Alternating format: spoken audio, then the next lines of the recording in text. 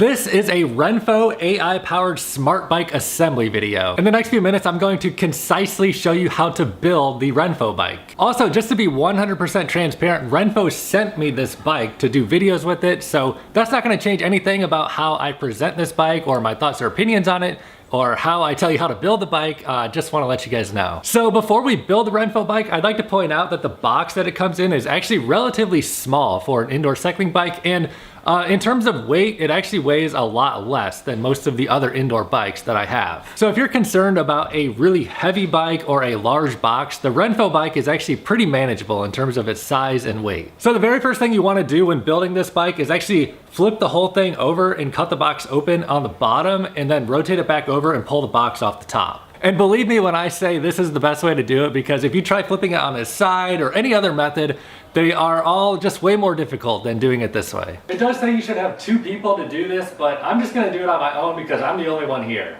So when you tip it up on the side, just be sure to be gentle, not to like slam it over. Just like real gentle, and it's not really that heavy. And then maybe come around to this side and kind of like tip it all over like this, and use your legs to kind of get down there and set it down gently. Now you just need a pair of scissors, and you just kind of cut the tape down here on the bottom. And check this out, RENPHO has their own tape. This is how you know you're dealing with a major brand. So now with the tape open, you just obviously open up the 4 flaps and get them out of the way. And the only part that will cause you any sort of issue here is just make sure when you flip this box back down gently, just make sure that this flap is out of the way and it doesn't close back up on you. It might be beneficial to put on a pair of shoes or something just in case, you know, make sure you keep your toes out of the way when you flip the box back down.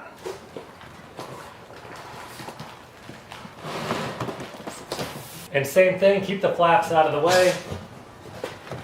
Set it down gently. Don't smash your fingers down there. And now with all of the flaps out of the way, you can simply lift the box off the top.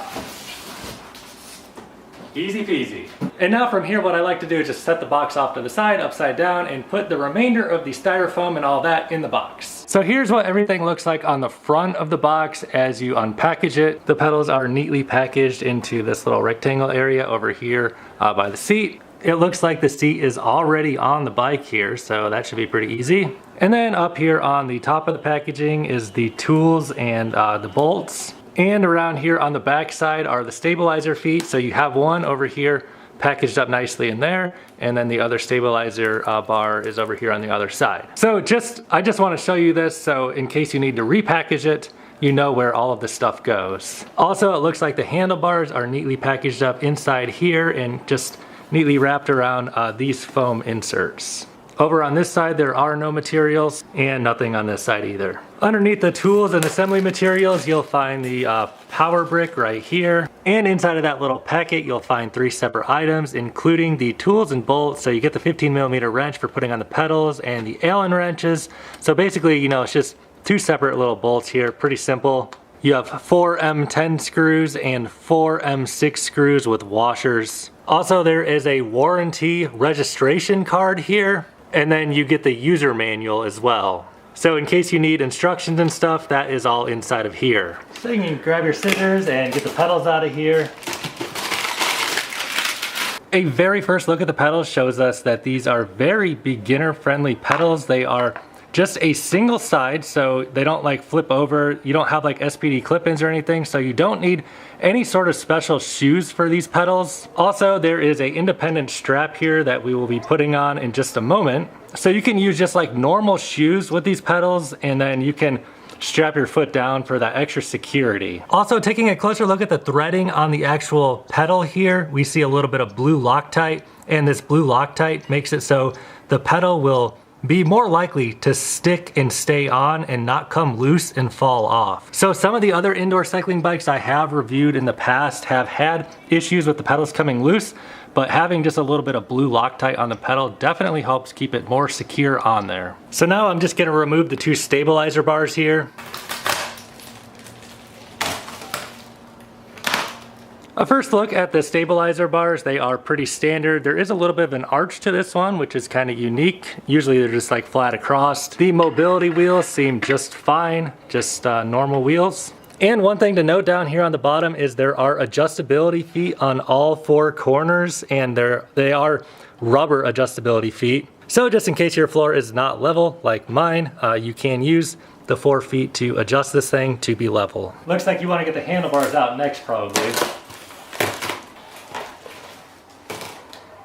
And just to take note how the handlebars are packaged, this is what they look like. So after you cut open the tape, you open this up and they kind of just sit in here like this.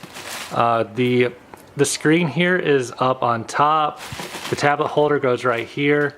And the handlebars kind of like wrap around down underneath this foam here. And on the other side, this is what it looks like. So just in case you need to put this thing back in the styrofoam for some reason. First look at the handlebars. They are a very nice rubber coated material, very similar to all the other handlebars I have here. You can see it's a nice flat grip across the bottom. It's not round tubing. I actually like that. It has like a bigger surface area, that flat part on the top of the tubing. And then you get your position 2 here and position 3 out here. Also, here is the resistance adjustment knob, which actually looks really nice looking aesthetically. And you get a tablet holder out here in front. It looks like we will be plugging this part in just a moment. So now we will cut free the rest of the bike. So for the back side here, it looks like you can kind of grab onto the seat and lift it up a little bit to get the styrofoam out from underneath. And then you can take these styrofoams and just set them in your box. So the only little minor difficult part about this is it looks like the bike does sit on top of the styrofoam, so you got to kind of pull this styrofoam out from underneath the bike and not tip the bike over. So maybe just have a second person to help you out if you have somebody around. Just be careful with your fingers here. I'm just gonna kind of slide the whole thing and see if I can get it to come free.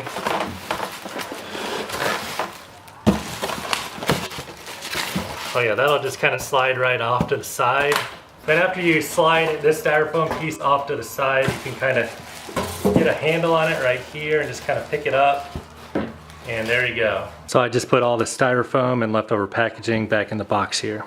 And finally, pull the plastic wrap off the top. Here's what the RENPHO AI powered bike looks like after you get out of the box. A very simple, basic looking design, and the saddle's already up there on it for you, so you don't have to install that. The first step here is going to be to put the stabilizer bars on. So we'll get out the 4 M10 screws and also the 6mm Allen wrench. The stabilizer bar with the rolling wheels goes on the front and the rolling wheels face forward. So you set the stabilizer bar here in front and then you just kind of pick up the whole bike and just kind of move it forward and set it right there. Get your 2 screws, make sure it's the M10, and you kind of just drop it down in there and you can start tightening it a little bit with your fingers. And drop the other one in there and just make sure it's lined up properly. Then you get out the wrench, and for starters you can probably do it like this because it'll be faster.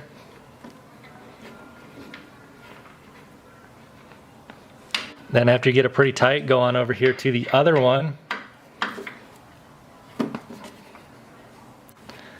And get that one pretty tight.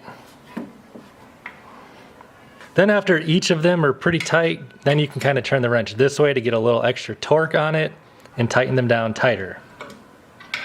And just kind of snug them both up a little bit. You don't got to go too crazy, but make sure they are secure. Now you can come around to the back side, and this one, the arch faces like this, and just set it kind of right here. Make sure you have your other 2 M10 screws.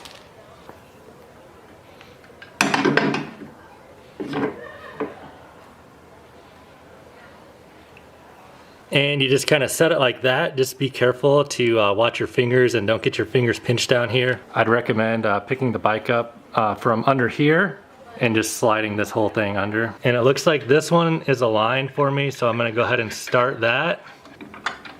And then get this second one aligned and get that one started as well. And now you can tighten these down a little bit with your Allen wrench.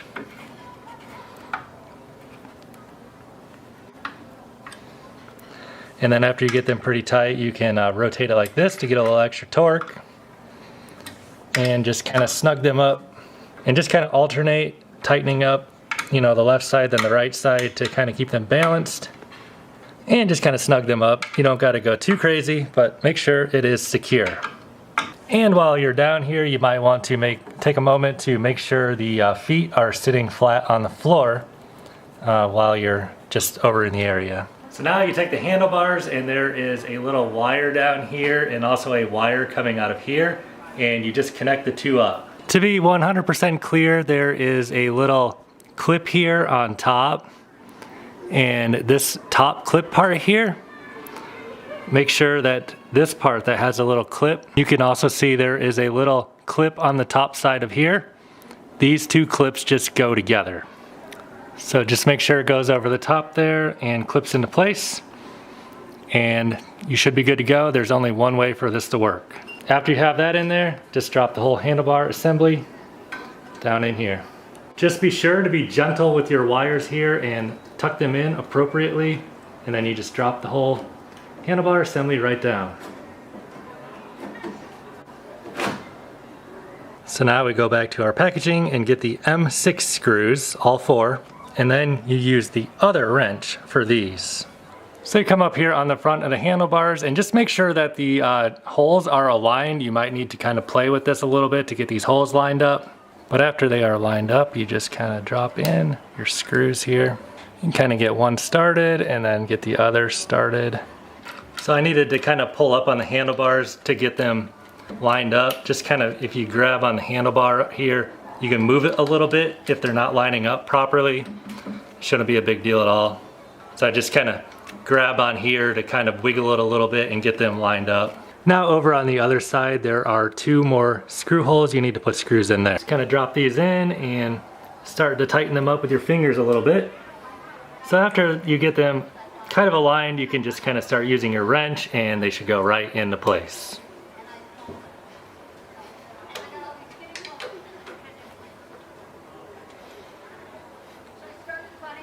Also take note that these washers do have like a little bit of an arch to them, so kind of set the washers in the correct place as you begin to tighten it up.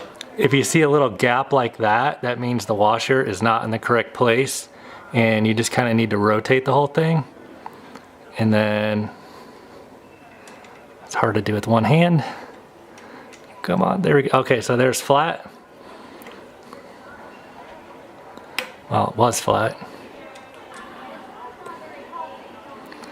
And then you can tighten it down. And after you tighten it down, it should look like that. If you're seeing any sort of separation with your washers, just rotate the washer before you tighten it down. So now the other 2 are pretty tight. I'm going to tighten up these 2 pretty good and then go around and give them all one last little snug just to make sure everything is properly in place and not going to move on me once we're done building it. So you can give them one last pretty good little torque down, but again, you don't have to go crazy, just snug them all up equally. And now we will put the pedal straps on the pedals. So you can tell that this one goes on this side because there is the little hook right here. Also, there is a L listed on this pedal strap right here, and L is listed on this pedal as well. So this is the left pedal. So you kind of just hook it on over just like this. Make sure it's hooked up on there just like that. And this side, you just kind of drop it in there and push this button. And you could just set it like that for now. Then on the other side, you just repeat the same exact process. Drop that on over there and connect this in like that. Now we're going to put the pedals on, but before we do that, I want to let you know the right pedal is normal. You turn it clockwise to tighten it. The left side is opposite. You turn it counterclockwise to tighten it. I'll show you what I mean in just a moment. So for the pedals, let's get out our pedal wrench here.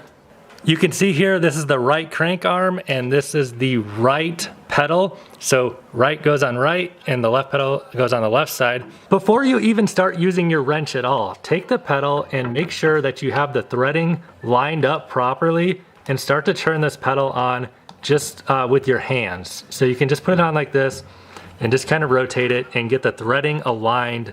Make sure it's lined up properly before you start using the wrench.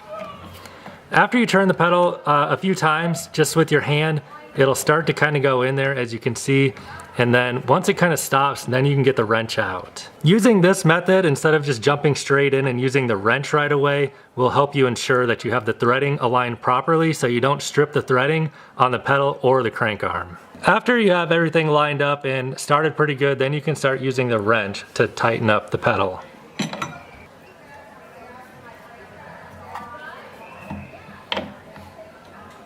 To get leverage, I'm putting the crank arm kind of back like this, and I'll be able to get my hand on top of it and just kind of push down and really kind of just secure it on there to make sure it doesn't come loose. So I'm going to turn this bike around real quick. Okay, I turned the whole thing around so you can get better lighting over on the left side here. So now we're over here on the left side, and make sure it's the left crank arm and the left pedal, which should be the only things you have left.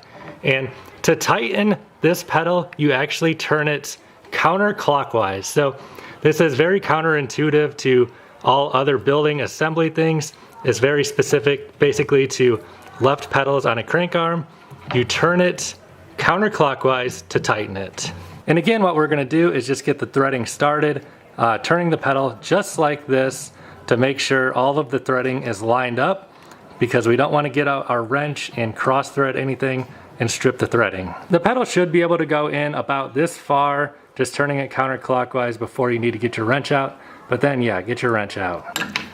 Continue on turning counterclockwise until the pedal gets all the way snugged up to the crank arm, and then get your wrench in a place of leverage. For me, what I'm gonna do is just kind of give it a last little snug up here, just like this. And that should do it.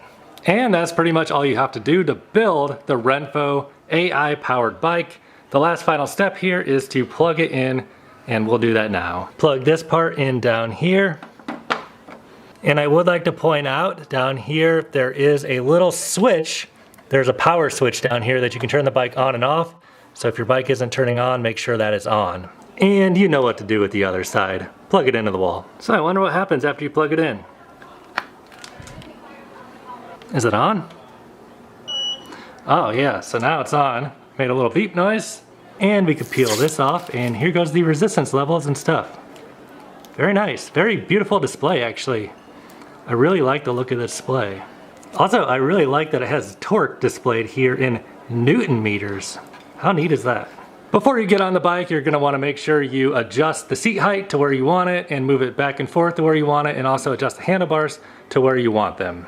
But this is simply a how to build and assembly video for the RENPHO AI powered bike. I will have more videos coming on this bike very soon, so be sure to subscribe if you'd like to see more videos on the RENPHO AI powered bike. So there you have it. It's a pretty easy build. If you're worried about building the RENPHO bike and that's holding you back from buying it, don't worry about that. This is actually a relatively simple build process. If you have not bought the RENPHO bike yet and you're considering buying it, I do have a link below this video in the description box, and if you buy it through that link, it will help support this channel and I would greatly appreciate it. So I hope this video on how to build the RENPHO bike has been beneficial. If it has, please give me a thumbs up, and if you would like to see any other RENPHO bike videos, browse my channel and find those and watch those. Also, be sure to click on that subscribe button, and I'll see you in my next video.